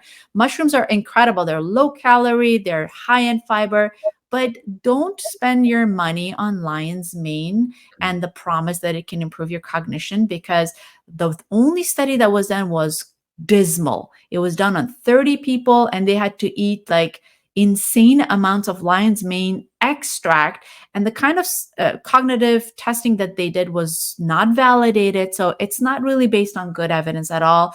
And I see the prices. Rip, have you seen the prices on these things? They're so expensive. It's like one small little bottle of lion's mane extract is like $60-something. Wow. And it doesn't even last a month. So no, don't waste your money on that. Just eat mushrooms or grow mushrooms if you want to, but there's no evidence for that. Same thing for ashwagandha or ginkgo biloba or all these, strange names. The only thing that you have to worry about is your vitamin B12, check your vitamin D, and if you need it, take it, and then omega-3 fatty acids. The rest, we don't have any evidence for. Even with curcumin, we did the main study, turmeric in cedars, where we looked at the accumulation of curcumin in the retina, because retina is a continuation of the brain, and you can find that in PubMed. And we saw that it actually bound to amyloid. Wow. If somebody else would have found that kind of data, that would have been a whole business, $1 billion business. Curcumin binds to amyloid, therefore it removes it. Nope. Just because it binds, it doesn't mean that it removes it. And then the other thing is, what dose, what kind? Just put it in your food. Yeah, just have some turmeric in a curry or in your food. Add some in some soy milk for like a golden latte with a tiny bit of maple syrup, and just enjoy that. But I don't think there's any need for us to take tons of it in pill form or in supplement form. Yeah. I had Dr. Michael Greger on the podcast talking about his new book, How Not to Age. Yeah. And I asked him, I said, are there any foods that you're eating now that you weren't eating before or more of because of your research and how not to age, and to kind of slow down or stop the 11 pathways of the mTOR pathway? Yeah. And he said, yes. He said, wheat germ. He said, I can't believe what I discovered about wheat germ, mushrooms, and then a lot more strawberries. So those were three things. Berries. Amazing. Yeah. Fantastic foods. Yeah. But there you go. I know how important sleep is for you guys and the brain, and that was what our whole first episode was about. But for people that have sleep apnea or restless legs, you say that this can significantly heighten their risk of dementia. Can you explain? Yeah, not just dementia. There's been large data that increases risk of heart attacks and other diseases as well, such as strokes. Sleep apnea, there are two types: obstructive sleep apnea and essential sleep apnea. Essential sleep apnea is when the brainstem is not working as well to get this automatic process of breathing going, especially at night. And obstructive although it's been associated with obesity, but you can find thin people that have obstructive sleep apnea quite often. And what happens is overnight, they're holding their breath or it's being obstructed. So over time, the oxygen level goes down. The oxygen saturation of the blood goes down. And that has consequences on the blood. It has consequences on all the tissues. That's why the heart attack risk and stroke risk. And if it's not addressed, of course, the quality of sleep goes down, which means that this restorative properties of sleep are not brought into its full effect. And therefore, it has consequences that causes damage to the brain, both directly and indirectly through diseases. And it's treatable. We have multiple tools, the CPAP machine, which is a terrible device, but people get used to it. The alternative is worse. I tell people, I know that I never understate it. It is difficult to get used to, but people get used to it. And then there are other devices that could be used as well. Now, Inspire, this stimulator, and all of these things that can be used as well. And if you do it, you reduce your risk significantly. That's remarkable. For restless leg, it's treatable often because if it's either iron deficiency or folate deficiency or a neuropathy or a spinal thing, all of those can be addressed and treated. And people just live with it for a long time. Yet, if you suspect it, address it. And how do you suspect sleep apnea? If you're sleeping 8 hours and you're still tired during the day, or you need coffee to stimulate you every time to rev you up, if you are snoring excessively, if somebody's seeing you hold your breath, or if you're moving around a lot at night during sleep, these are hallmarks of sleep apnea that they should then get tested. What do you guys have any thoughts on taping your mouth closed so that you're breathing through your nose? I know that seems to be a popular thing right now. Well, Ayesha suggested that for me, but it wasn't during sleep, so I don't know what you're talking about. Tape your mouth. No. Yeah, it's good for your health. No. I unfortunately, I know that it's so common, but there's really no good evidence for that. I hear such weird things for sleep, I do know that there are people who actually have like an anatomical variation. So for example, they have a thicker tongue, or they have their jaw that kind of pushes back and blocks their airway when they fall asleep or when they're sleeping in a supine position. And when they put, some, what do you call it? Like a specific kind of mouth guard or some sort of a mold, and they go to an ENT and they kind of, get something made for them, that might work. Without, any CPAP machine. There are people who actually benefit from those kind of things, but there are few people. But no, mouth taping, there's actually no evidence for that at all. And that could actually be dangerous too, because a lot of times people can't really, breathe properly through their nose because of their anatomy, deviated nasal septum, or just kind of having a smaller holes, and they need to breathe through their mouth, and they might actually become hypoxemic if they tape their mouth. So it's not a good idea. Right. I also heard recently that depending upon how you sleep, if you sleep on your back, your right side, or your left side, also affects kind of how you can clear out the brain. Like the right side, something about being on the right side with the carotid artery there, it enhances the flow. Have you heard anything about that? Or I have. Yeah, it's there's no science behind that at all. There's no science. We have such an elegant system in our brain, whether you're upside down, right side up, one side or other side, it will continue to function and adjust. It kind of reminds me of like the pH waters, like that thing, alkaline water. The alkaline water that, come on, your stomach is so acidic. When you drink alkaline water, it neutralizes it like right away. Yeah. And your body is so sensitive to your pH that you have a dedicated system to it to change, to keep it within normal limits. And if there's like a 0.01% change in your pH, you actually go into shock, and people actually have to go to an ICU to get that fixed, whether it's because of a kidney issue or a lung issue or a heart issue. Same thing with the brain. We have such an amazing system to kind of make sure that the lymphatic system functions well, that the cerebral blood flow is within normal limits, that no matter what position you are, whether you're in space or on Earth, whether you sleep on your right side or left side, it doesn't matter. Good to know. I'm going to keep sleeping on my back then. Yes, Yes, absolutely. Absolutely. All right. There is so much noise swirling around out there that I don't even know. I want to know if this is as frustrating for you as it is for me. And that is regarding lectins and phytates and oxalates. And I want to avoid foods that contain anything that smells of any of these three things. And of course, we're talking about, fruits, vegetables, whole grains, and beans. And I'm just wondering, like, if you guys could address, I would imagine that all these things are good for brain health and not wreaking havoc on it. 100%, they're good for brain health. I want to take a deep breath before I talk about this. Emotional. Didn't you go first? No, I agree. This is junk science. It's sensationalism. It's bringing the new word. It's an old charlatan technique. It's separating science from the population and then throwing your magical wand into the mix, whether it's hydrogen water or alkaline water or lectin being bad or phytates, or these are all concepts that are shiny enough that attracts people, and it's also a one act, right? If I do this one thing, I'm going to be healthier. It's always attractive. And we say that, well, whole food plant-based is great, but that's going to help you quite a bit, but you got to walk and exercise quite a bit as well. That's great, but you got to sleep 8 hours of deep. So that's great, but you got to challenge your brain as well. And so it's a combination, complex, without sexy terms. Whole food plant-based, brisk walk, meditate, relax, sleep, and then challenge your brain.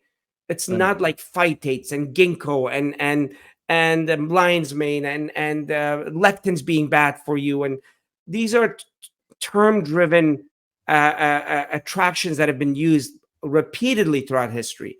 And now they have this one-off paper that supports them. Somebody somewhere did one-off paper that was badly done, but they say, there it is. Or an animal model, or even worse than that, cell model that somebody did in their lab so that they could support their, and then they just use that one variable. Yeah. The idea that right now we have a movement of a carnivore diet, which is killing people.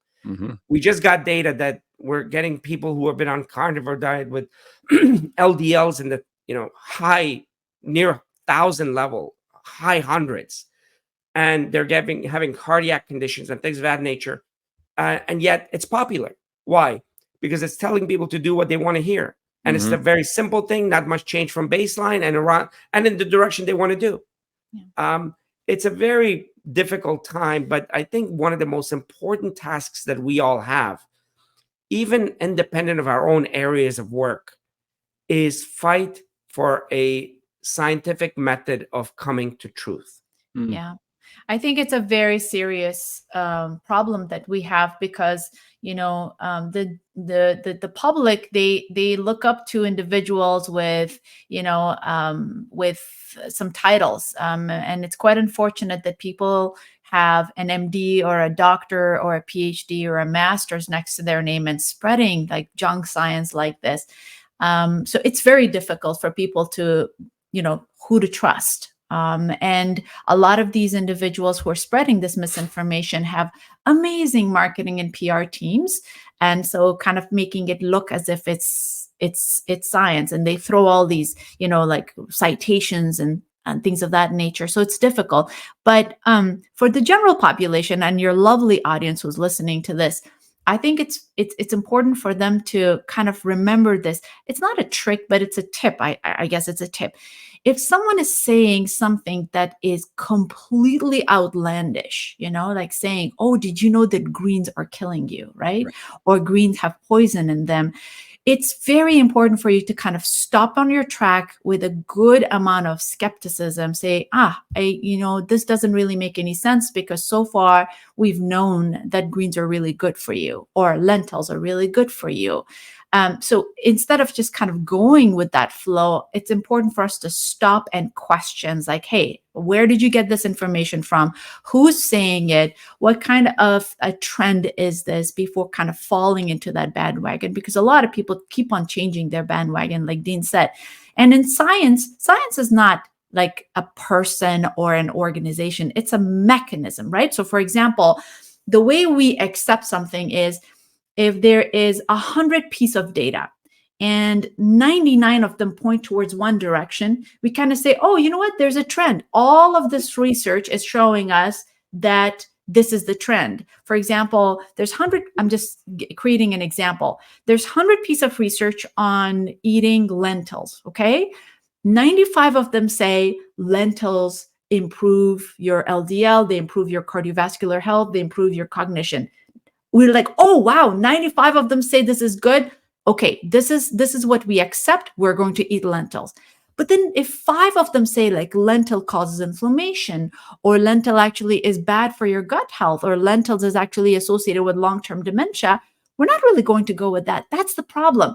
These individuals just pick and choose mechanistic studies that haven't really been replicated properly, and they've been done in very interesting circumstances, either animal studies or in a petri dish. They pick that and then they blow it out of proportion and say, but this research showed that lentils cause harm to your body. So, we have to go with what most studies, most interventions, most randomized control trials show, not just the 5% that shows the contrary. And don't even go with the person in front of you. Exactly. One of the things we tell people is, don't worry about who's in front of you, Dean and Ayesha, degrees, universities, nothing.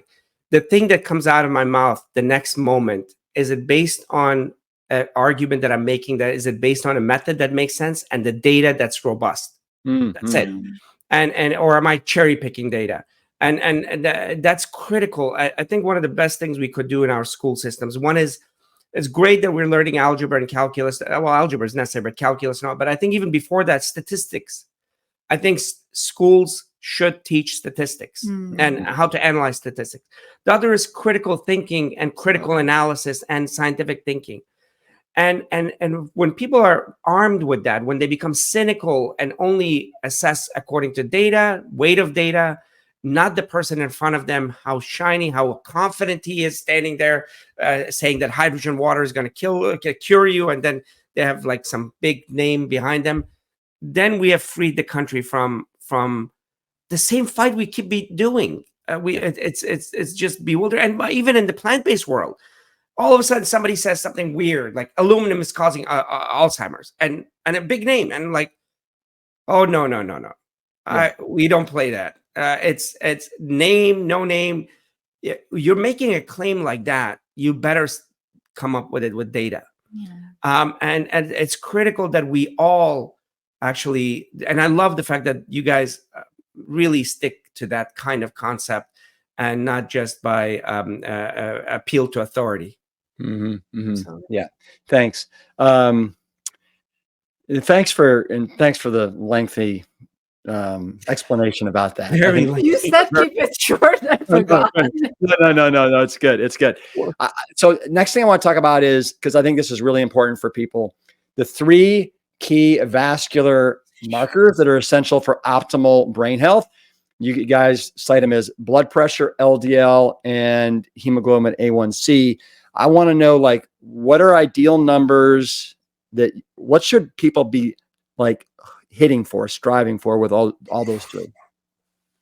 Those are amazing. Yes. If people could actually keep an eye on these 3 numbers, I think most of our cardiovascular disease and brain health issues are going to go away. The number specifically for blood pressure, to the best of our knowledge today, and based on the Joint Commission, the American Heart Association, and the American College of Cardiology, normal blood pressure is systolic, the high number being 120 and less, and diastolic, which is the lower number, being 80 and less.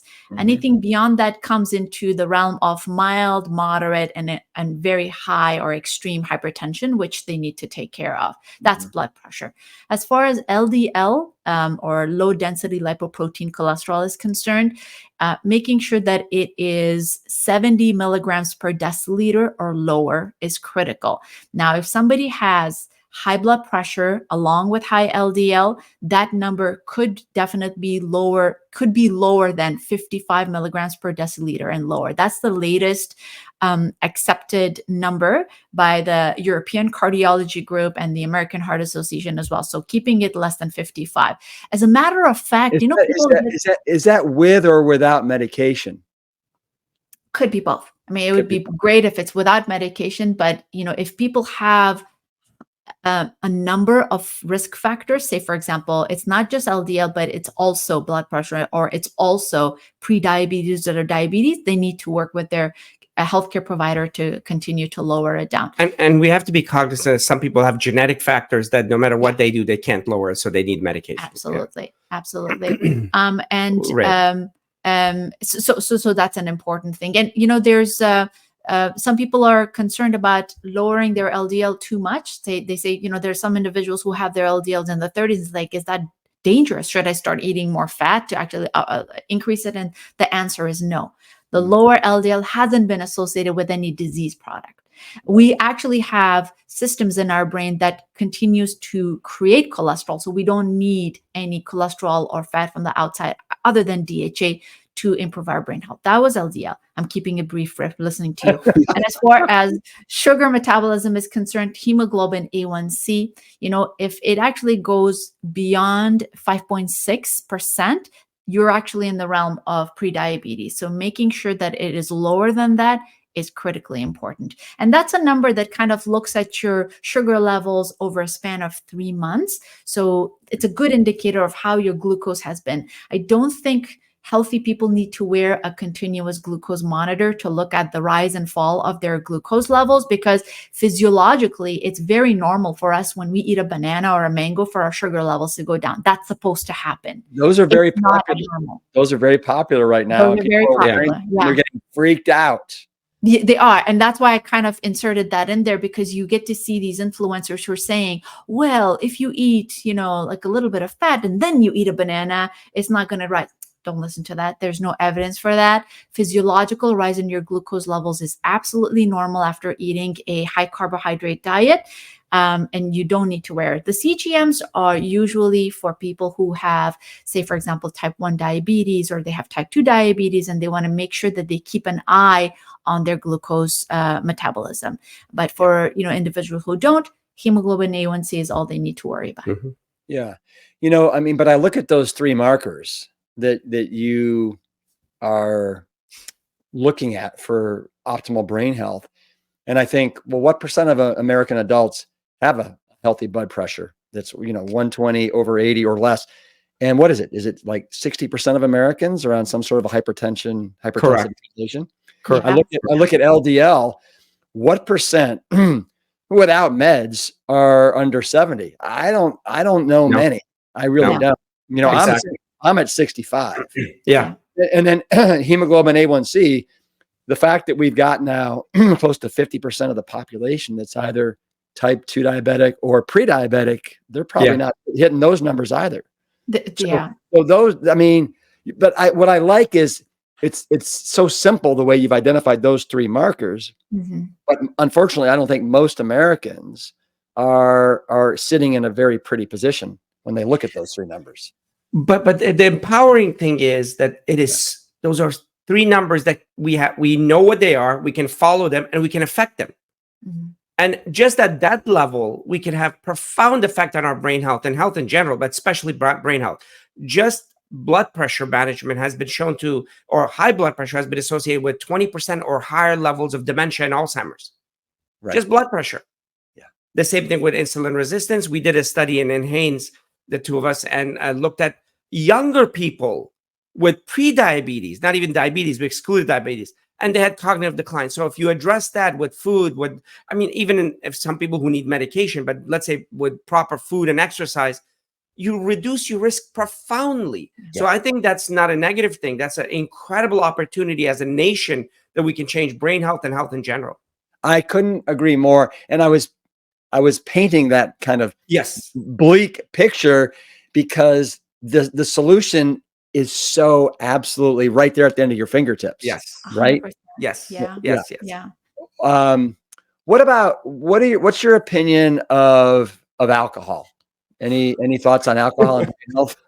Yeah, are you sure you want your podcast to end like this? You're going to lose a lot of followers. But this isn't quite the end. I know I've kept you a lot longer than I said I would. No, I said, hey, we're going to have a quick 45 to an hour, and here we are approaching an hour 40. But you know what?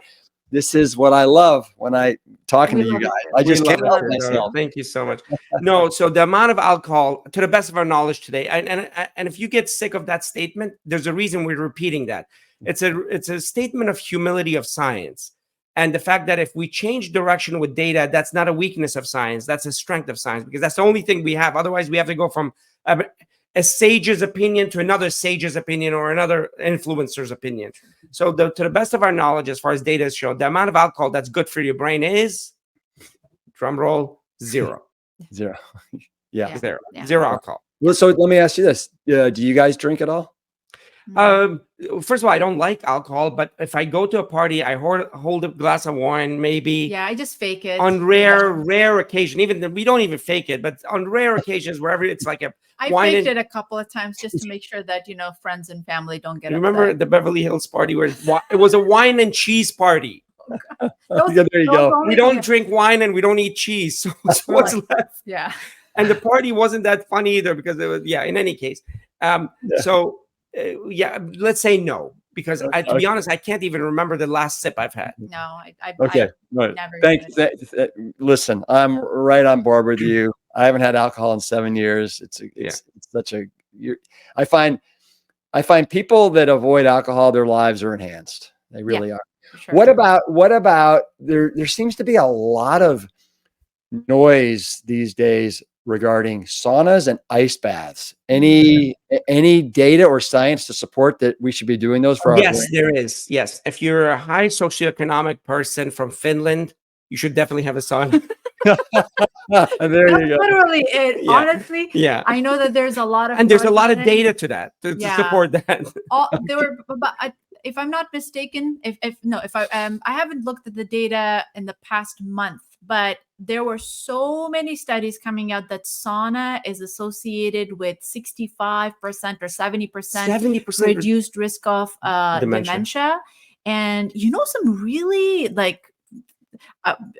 some really prominent people on social media even put it in their books. And when you look at the data, like Dean said, they're from a higher socioeconomic status, rich people from Finland, which is very, very, very common, right? In Finland, almost everybody has access to saunas. And a homogeneous population, which means that you can't even extrapolate and say you can generalize. Right. Sorry about that. Yeah. And it hasn't really been replicated in any other parts of the world. That's it. And they had reduced risk of Alzheimer's disease. But to be honest with you, Finnish people actually live longer. They live longer. They have a really great healthcare system. They have access to doctors and hospitals. I mean, the numbers are just crazy. Yeah. To extrapolate from that population, even if it was a well-done study,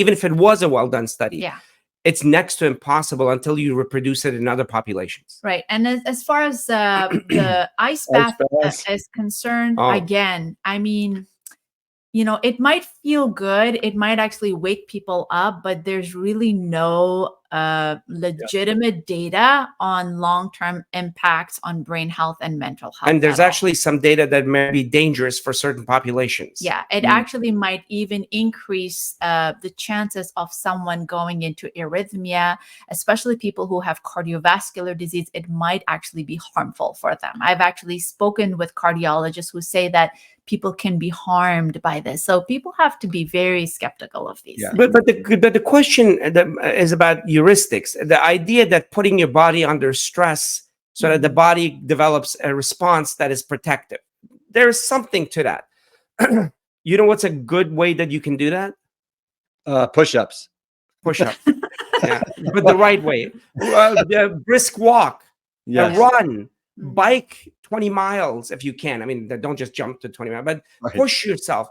That level of heuristics also helps with emotional aspects because it resets the dopamine pathway, which is actually the same people that talk about the sauna and stuff, they're killing the dopamine whole concept as well. Everything is dopamine. Everything is dopamine. Yeah. But the nonetheless, concept of hormesis, right? yes. The concept of hormesis essentially means, and this is brought up like over and over again in so many podcasts, which essentially means in simple words that a little bit of stress is good for you.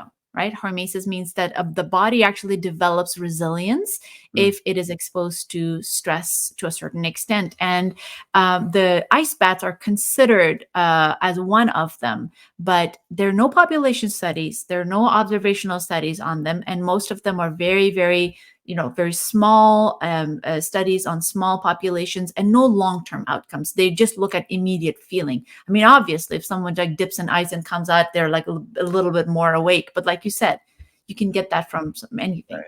What about, it seems like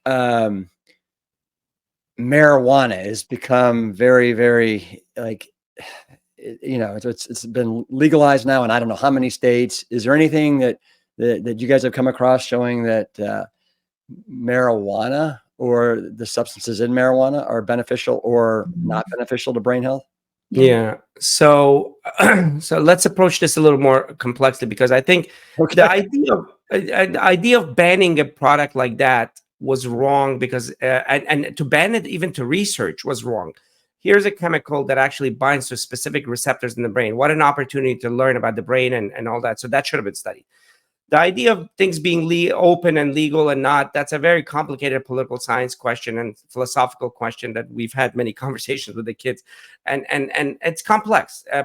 But the benefits of it, no. There's no evidence at this point that marijuana, in fact, if anything, chronic marijuana use has been shown to affect short-term memory and memory in general. So there's definitely data to that end. But it should be, there needs to be further studies. But at this point, that's what we have. One of the things that people need to know is that the brain is such a malleable and an ever-changing organ. The brain continues to grow well into your 20s. Like the brain actually doesn't mature up until the age of 25. And even by our mid 40s, it continues to kind of morph into its mature state. So that age, where we used to think that after age 5, the brain kind of stops growing, but now we actually know that it continues to evolve well into your 40s. And, we actually have evidence for that. We were speaking with some neuroscientists about that. So imagine in our podcast, the Brain On podcast, imagine exposing yourself to, substances like this that could potentially either impede or, shift that growth period, that could shift that construction period. So people have to be very careful about it. Yeah. The term that I hear quite frequently is brain shrinkage. And what exactly is brain shrinkage? Because it sounds so absolutely scary. So there are many ways that brain shrink. That at night when you sleep, the brain shrinks. It creates spaces for the lymphatic fluid to flow.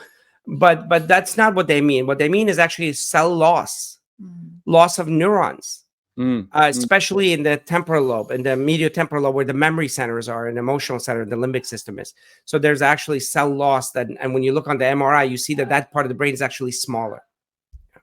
Got it. And I've heard that there's something that's been proven to cause brain shrinkage, and that's olive oil. No. So Ayesha, that obviously my father, this audience is not a fan of olive oil, but like you said, I mean, I love that you guys like to follow the science, right? And what is the science? What is the data showing us? And I saw you on Simon Hill's podcast recently, and you basically are showing that, maybe olive oil is okay. And I'd love for you to talk about that for a second. Yeah, absolutely. No, I think as far as olive oil, before you go on, I think this audience is going to hate us more about this than the alcohol part. No. I hope not. No. We're part of this community. I'm not trying to convince anybody to start drinking. I let me start from there. Actually, this hyper vigilance or this massive campaign for drinking olive oil is nonsense. I mean, we don't have any evidence that addition of extra virgin olive oil to our diet is absolutely Well, and Starbucks just added a drink that has olive oil in it, right? Oh my God. Right. I mean, they're physicians, and and I shouldn't. Well, I'm not going to take names, but there are people in the realm of brain health that think that extra virgin olive oil is absolutely necessary for brain health, and I'm going to say it. There's actually no evidence for that at all. The issue is people cook. Right? They cook, and they use some sort of a fat to cook their food. And studies have shown that if they switch from butter or from animal sources of fat, which contain mostly saturated fats, and they move to sources of polyunsaturated fatty acids, they do better. And that essentially shows us how important it is for us to lower our saturated fat intake. Yeah. There's almost a causal relationship. In science, we're very, we use a lot of humility. We don't say this causes that. We say this is associated with that, because there might be a chance that association might change with more data to come, right? But the amount of data we have that shows that consumption of saturated fat increases LDL, which increases cardiovascular disease, which also increases the chances of Alzheimer's disease, is so strong that we actually use the word cause. Saturated fat causes cardiovascular disease.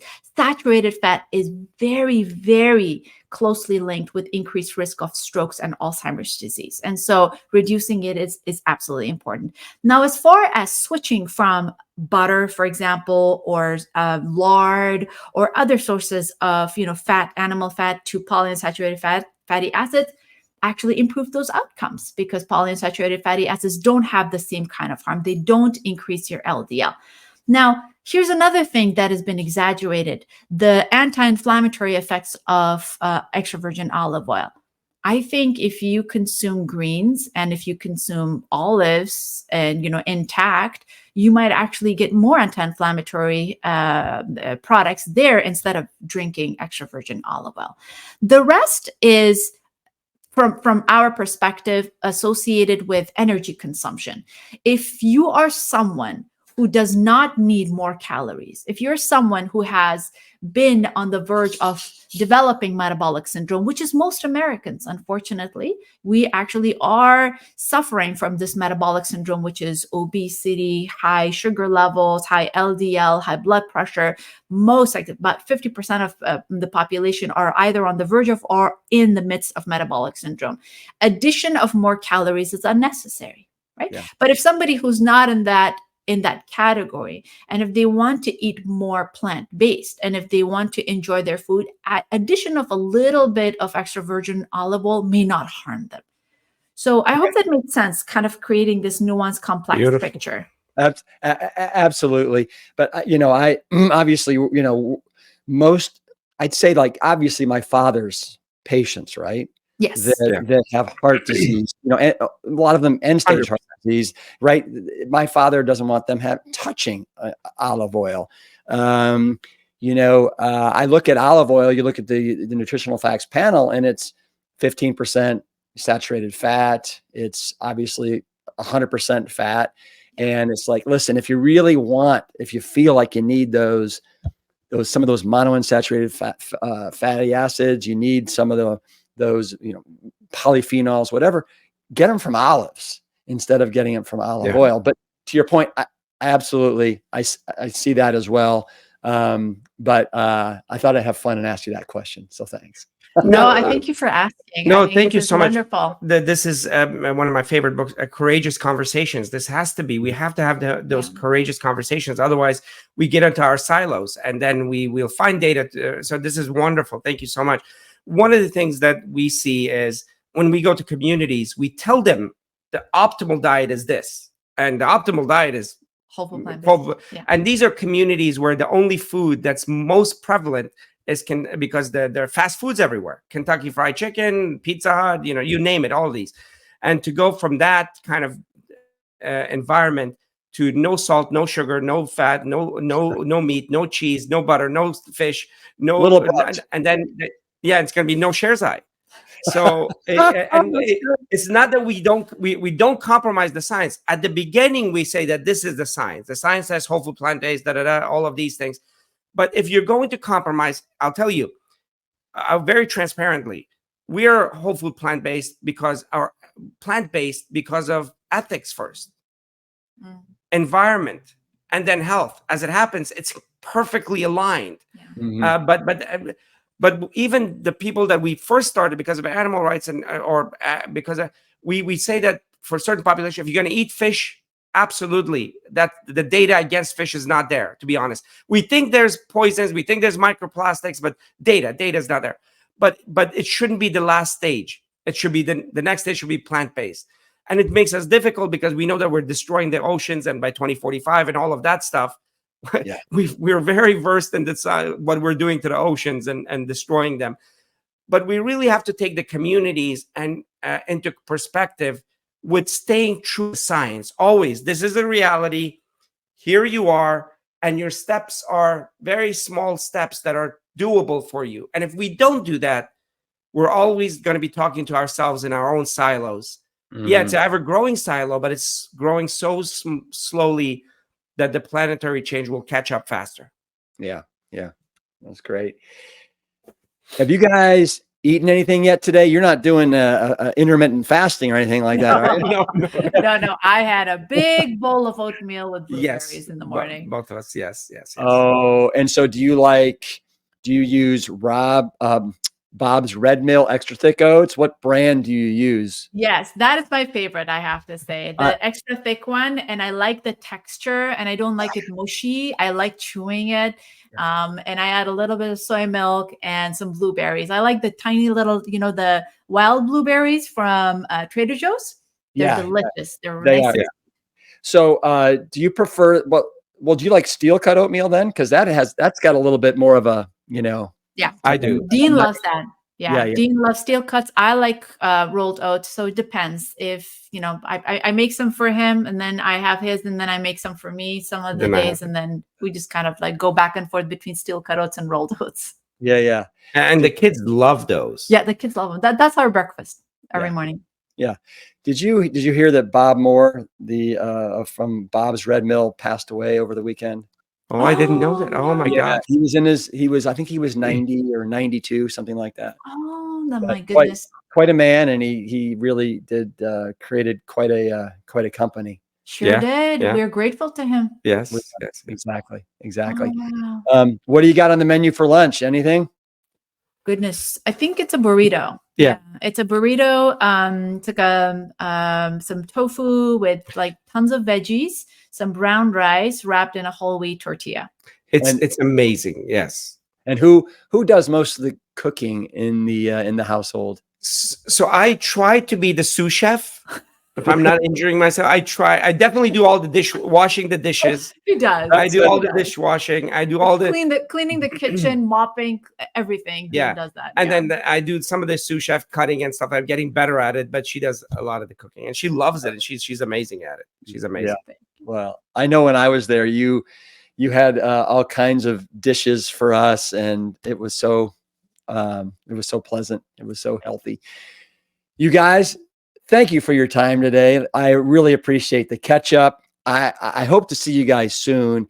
And please, let's have you back on as soon as the next book comes out. And do you have a name for it yet, or is it still under wraps? Under wrap. It's under wrap, but we'll definitely let you know, and we would love to see you. Maybe we can actually come to Austin and we can do a live podcast together sometime. Well, that, or we can get you back to plant stock and really be wonderful. Things up, something like that. That'd be fun.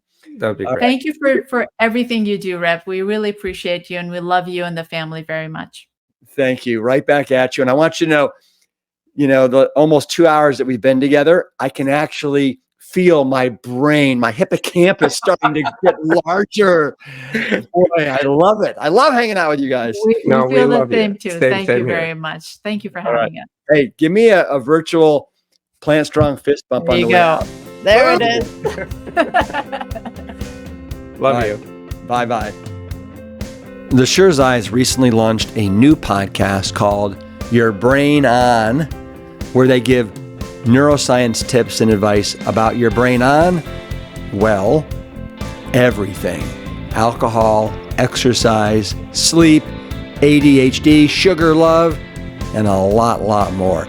It's a fantastic view of how our brain operates and responds to everything that life throws at us. For more information, visit thebraindocs.com, and I'll be sure to link up to that in the show notes. Until next time, give yourself a loving pat on the head and thank your brain for everything that it does. Make sure that you give it plenty of rest and feed it only the best foods. How? Always keep it plant strong. The Plant Strong podcast team includes Carrie Barrett, Lori Kordowich, and Amy Mackey. If you like what you hear, do us a favor and share the show with your friends and loved ones. You can always leave a 5-star rating and review on Apple Podcasts or Spotify.